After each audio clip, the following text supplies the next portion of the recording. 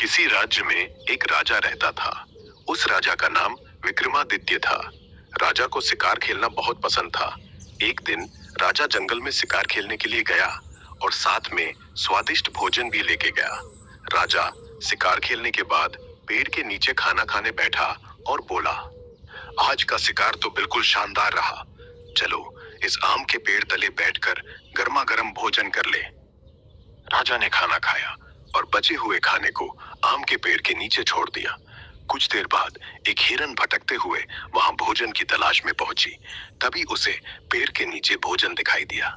हिरन ने भगवान को धन्यवाद देते हुए बोली, हे ईश्वर, आज तो भोजन मिल गया। कितना अच्छा भोजन है।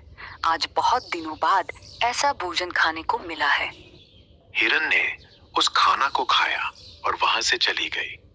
कुछ दिन बाद हिरन गर्भवती हुई, जिससे उसने एक लड़के को जन्म दिया। इसका लड़का बहुत ही सुंदर था। हिरन हर दिन आम के पेड़ के पास अपने बच्चे को छोड़कर भोजन की तलाश में चली जाती और शाम को उसके पास लौटकर दूध पिलाती।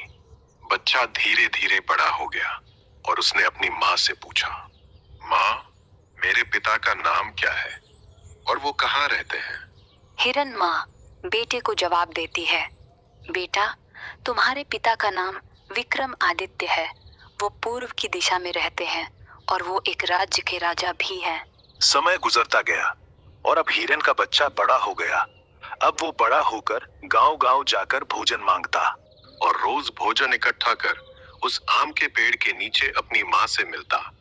उसकी माँ ने अपने बेटे को मना किया था कि भोजन की तलाश में वो सारे दिशा में जा सकता है, लेकिन पूर्व की दिशा में नहीं जा सकता। समय ऐसे ही बीतता चला गया और हिरन का बेटा तीनों दिशाओं में भोजन मांग चुका था। अब वो बार बार सोच रहा था, मैं क्यों ना पूर्व की तरफ चलूं बस, और वहां से थोड़ा भोजन लाकर लाऊं। हिरन का बेटा ने खुद से बोला, मैंने तीनों दिशाओं से भोजन मांग लिया है और अब पूर्व की दिशा की ओर जाऊंगा और माँ को इसके बारे में नहीं बताऊंगा और शाम तक वापस लौट आऊंगा।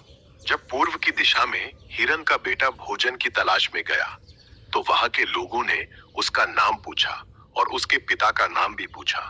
हिरन का बेटा अपने पिता का नाम विक्रमादित्य बताया तो लोग सोचने लगे कि ये कोई बहुरूपिया है जो राजा का नाम अपने पिता के रूप में बता रहा है।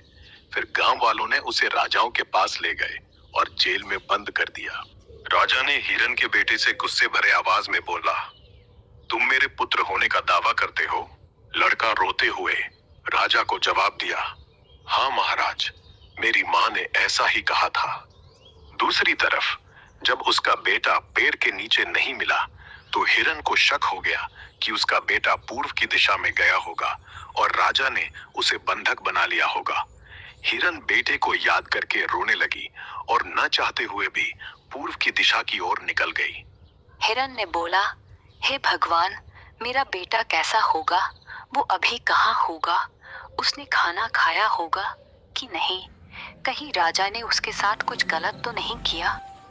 दूसरी तरफ जब राजा की पत्नी को ये पता चला कि राजा विक्रमादित्य का एक और बेटा है तो वे लोग उस बच्चे को मार देना चाहते थे ताकि वो बच्चा आगे चलकर राजा के राजगद्दी पर ना बैठ सके। हिरन जब राजा के राज दरबार में पहुंचती है तो राजा से विनती करती है, महाराज, वो आप ही का पुत्र है, आप उसको जेल से आजाद कर दें। राजा ने चौंकते हुए हिरन से पूछा, एक हिरनी मेरी रानी कैसे हो सकती है? महाराज, मैं एक श्रापित रानी हूँ। एक साधु ने मुझे श्राप दिया था, तब से मैं हिरन बनकर जंगल में घूम रही हूँ। मैंने साधु से माफी मांगा तो साधु ने मुझसे कहा कि कोई विक्रम आदित्य नाम का राजा जब तुम्हें छुएगा तो तुम्हारा श्राप खत्म हो जाएगा और तुम फिर से रानी बन जाओगी। हिरन ने राजा से कहा, अगर आप मुझे अपने हाथों से छू लेंगे तो मैं पुरानी रानी के भेष में आ जाऊंगी और मेरा श्राप हमेशा के लिए खत्म हो जाएगा। जैसे ही राजा ने हिरन को छुआ तो हिरन एक सुंदर राजकुमारी के रूप में बदल गई। हिरन राजा से विनती करती है, मैं आपके इस राजमहल में रहने नहीं आई हूँ, मैं अपने बेटे को लेने आई हूँ। आप मेरे बेटे को वापस कर दें और मैं यहाँ से खुशी खुशी चली जाऊंगी। राजा ने बोला, अगर आप चाहें तो मैं आपको अपनी पत्नी बना सकता हूँ और आपके बेटे को हमेशा के लिए अपना सकता हूँ। तब रानी ने राजा को जवाब दिया, अगर आप मेरे बेटे को कुछ नहीं करेंगे तो मैं आपकी पत्नी बनने को तैयार हूँ। तब राजा रानी को भरोसा दिलाया कि वह और उसके बेटे को कुछ नहीं होने देगा। ये एक राजा का वादा है।